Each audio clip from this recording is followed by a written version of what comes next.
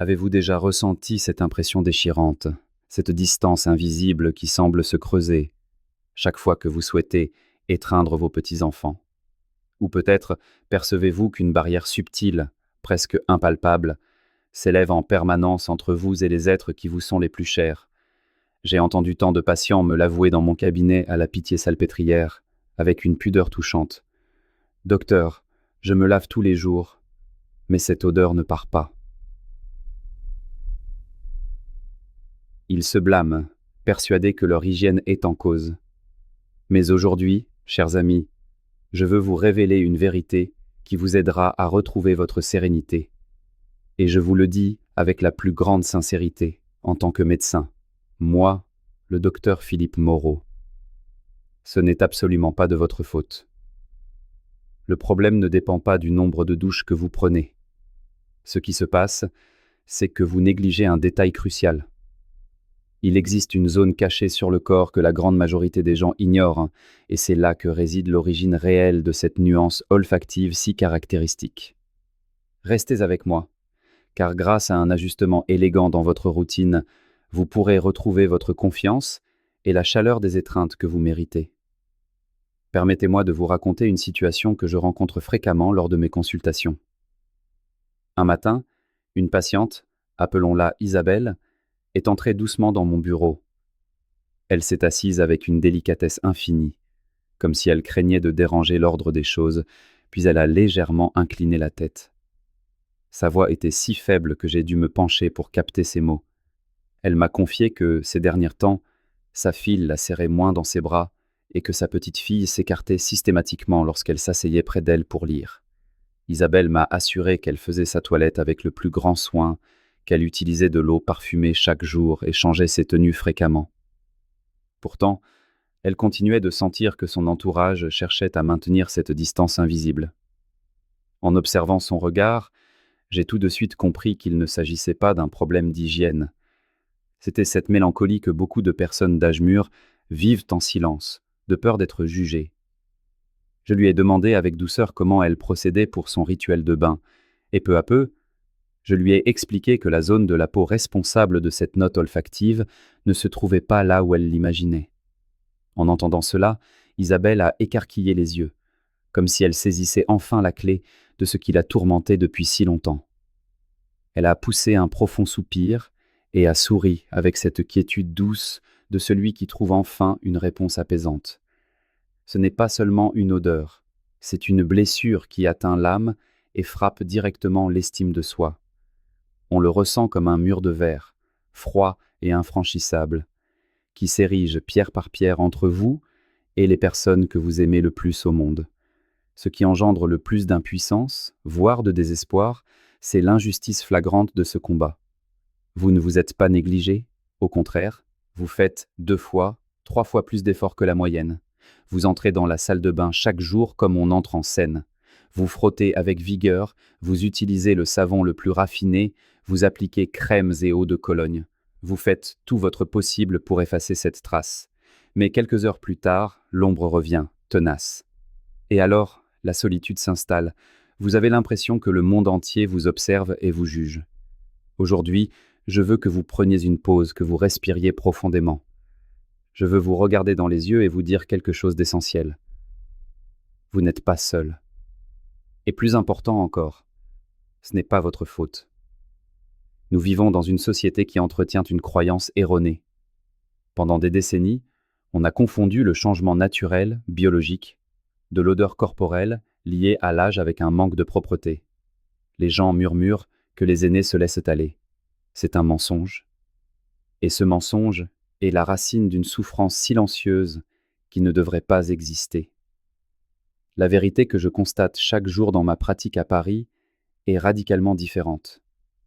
Ceux qui souffrent de cela, tout comme ma patiente Isabelle, sont souvent les personnes les plus élégantes et soignées que je connaisse. Mais comme l'odeur persiste malgré tous leurs efforts, une idée toxique commence à germer en elles. Je dois sûrement faire quelque chose de travers. Le problème vient de moi. Cette pensée crée un cycle de honte. Vous commencez à douter de vous-même. Lorsque vous entrez chez le boulanger ou que vous vous asseyez lors d'un repas de famille dominical, votre esprit n'est plus là, à savourer l'instant. Vous devenez excessivement conscient de l'espace autour de vous. Si vous voyez quelqu'un reculer légèrement, votre cœur se serre. Cette inquiétude constante vous use et vous prive de la joie de vivre. Elle vole le plaisir des moments les plus simples, comme partager un bon vin ou une discussion animée. Elle vous vole l'assurance nécessaire pour vous asseoir près de quelqu'un et vous ôte le naturel d'une étreinte.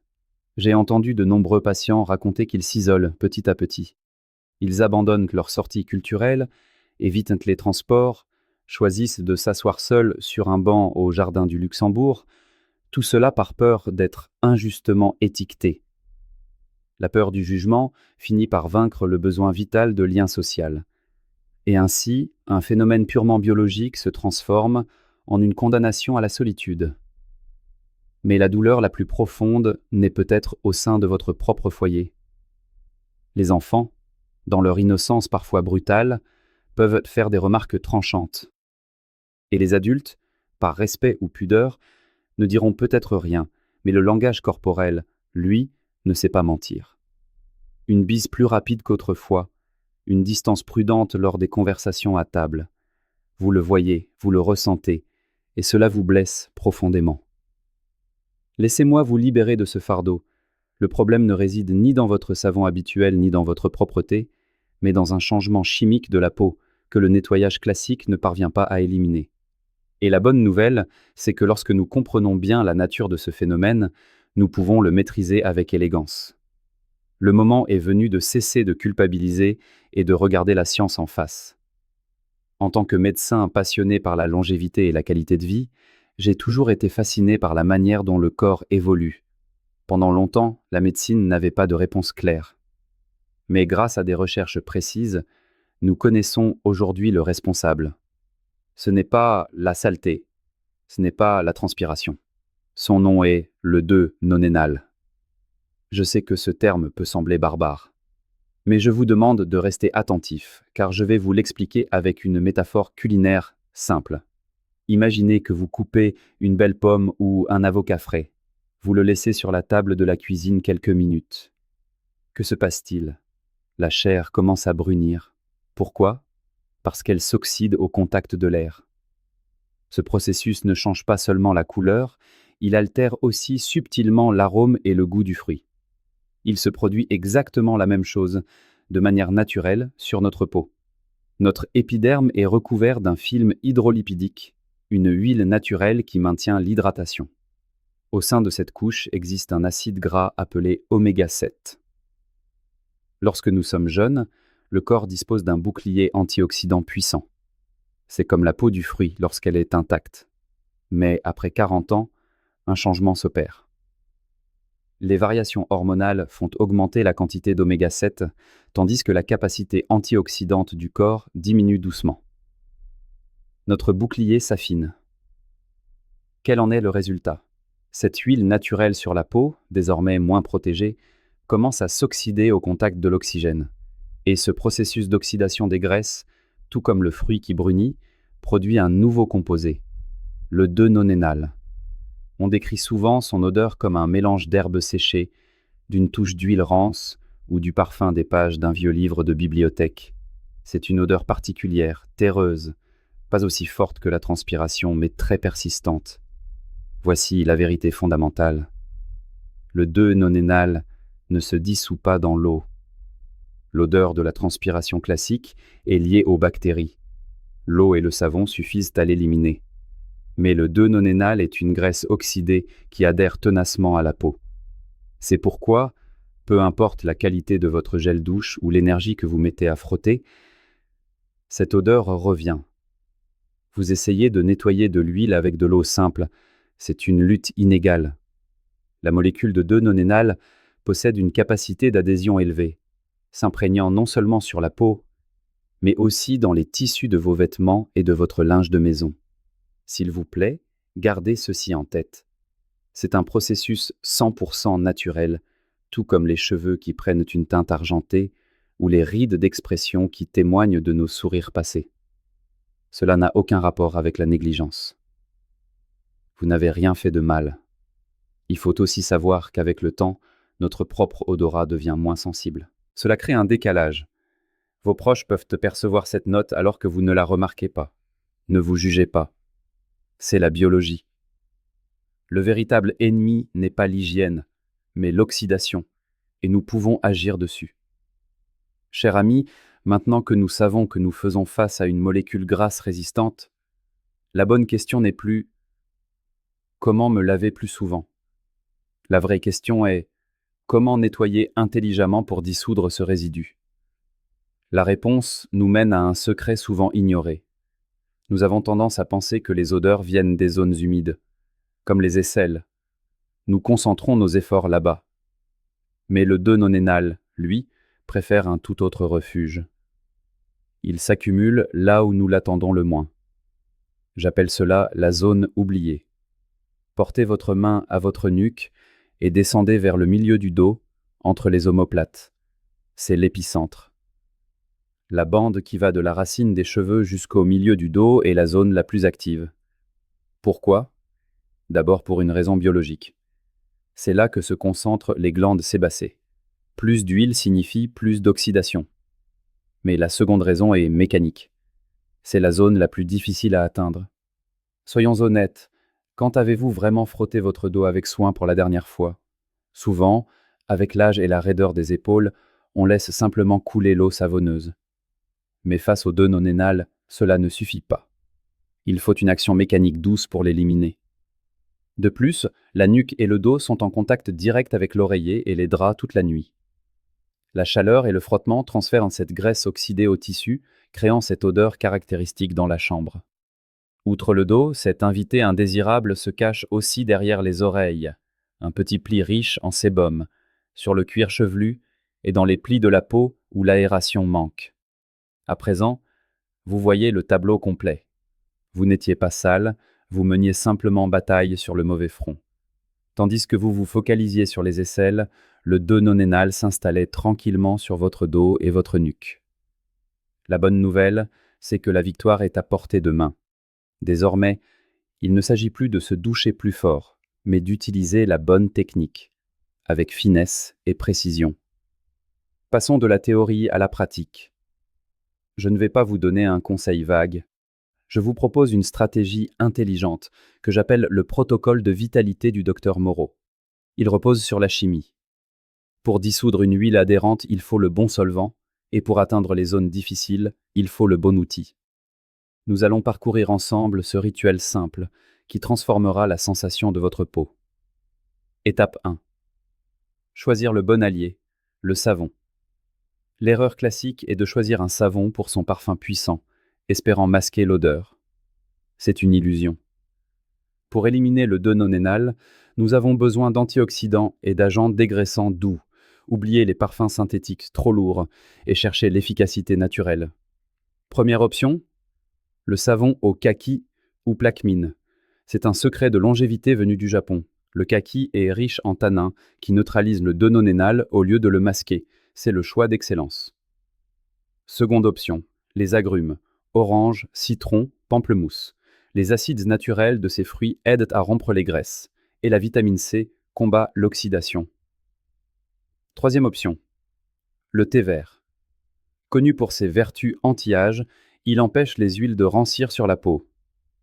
Si votre peau est sensible, une base glycérinée enrichie de ces extraits sera parfaite pour allier douceur et efficacité. Étape 2.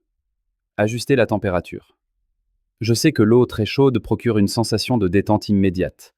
Mais pour notre objectif, l'eau brûlante est un faux ami. Elle décape trop la peau, qui réagit alors en produisant encore plus de sébum pour se protéger, nourrissant ainsi le problème. Préférez une eau tiède, agréable. Elle ouvre les pores sans agresser. C'est une question d'équilibre et de modération. Une fois muni de votre savon au kaki ou aux agrumes et avec la température idéale, vous êtes prêt pour la technique.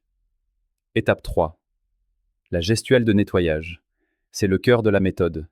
Il ne s'agit pas de frotter brutalement, mais de cibler juste. Munissez-vous d'une brosse à long manche ou d'une lanière de lavage, indispensable pour atteindre le dos sans effort. Faites mousser votre savon. Commencez par la nuque, à la racine des cheveux, en faisant de petits cercles. Imaginez que vous polissez une œuvre d'art, avec douceur mais fermeté. Descendez le long de la colonne, insistez entre les omoplates. Consacrez 1 minute entière à cette zone. Laissez les actifs du savon agir. Une fois le dos traité, n'oubliez pas les zones périphériques. Passez sur le buste avec délicatesse. Ensuite, avec un peu de mousse sur le bout des doigts, nettoyez soigneusement l'arrière des oreilles. C'est un détail qui change tout. Enfin, massez le cuir chevelu pour éliminer l'excès de sébum à la racine. Étape 4. Le rinçage et le séchage. Un bon rinçage à l'eau claire est essentiel pour ne laisser aucun résidu. Mais l'étape souvent négligée est le séchage. L'humidité résiduelle favorise l'oxydation bactérienne. Utilisez une serviette propre et séchez-vous méticuleusement. Ne frottez pas, tamponnez. Assurez-vous que le dos, l'arrière des oreilles et tous les plis soient parfaitement secs. Une peau sèche est une peau saine. Étape 5. L'hydratation intelligente. Après le nettoyage, la peau mature a soif. Mais attention, si elle est trop sèche, elle produira du gras en réaction. Nous devons hydrater avec subtilité. Évitez les crèmes trop lourdes qui étouffent. Choisissez un lait corporel léger, idéalement enrichi en vitamine C ou E. En l'appliquant, vous créez un voile protecteur qui empêche l'air d'oxyder les acides gras de votre peau. Rappelez-vous, la régularité prime sur l'intensité. Pratiquez ce rituel complet 3 ou 4 fois par semaine. Les autres jours, une douche douce suffit. Écoutez votre corps. S'il rougit ou tire, espacez les séances. Notre but est de soigner, de choyer votre corps, pas de l'agresser. En suivant ces étapes, vous brisez le cycle du dononénal à la racine. Le résultat, une sensation de pureté et de fraîcheur retrouvée, et surtout, la confiance nécessaire pour serrer vos proches contre votre cœur. Chers amis, ce rituel sous la douche est notre atout majeur. Mais pour une sérénité totale, voyons le corps comme un temple qu'il faut protéger aussi bien de l'extérieur que de l'intérieur. Voici 5 habitudes de vie, empreintes de bon sens pour consolider vos résultats. Habitude numéro 1. La gestion du linge. Le dononénal s'accroche aux fibres. Ne vous séchez pas avec une serviette humide de la veille. Changez votre linge de corps quotidiennement. Mon petit conseil de grand-mère, ajoutez un peu de vinaigre blanc dans le bac de rinçage de votre machine. C'est un neutralisant d'odeur formidable qui respecte le linge. Et si vous avez la chance d'avoir un extérieur, faites sécher votre linge au soleil. Les UV sont le meilleur désinfectant naturel. Habitude numéro 2. L'assiette arc-en-ciel. En tant que nutritionniste, je ne le dirai jamais assez. Nous sommes ce que nous mangeons. Pour combattre l'oxydation externe, il faut des antioxydants internes. Mettez de la couleur dans vos assiettes. Du rouge avec les fruits rouges, du vert avec les épinards, de l'orange avec les carottes. Buvez du thé vert régulièrement. Et surtout, modérez les produits transformés et les excès de sucre qui favorisent de l'inflammation. Privilégiez la qualité des produits frais. Habitude numéro 3. L'hydratation, source de vie. L'eau est le véhicule qui permet d'éliminer les toxines naturellement. Une peau bien hydratée de l'intérieur régule mieux son sébum. Visez environ 1,5 litre d'eau par jour.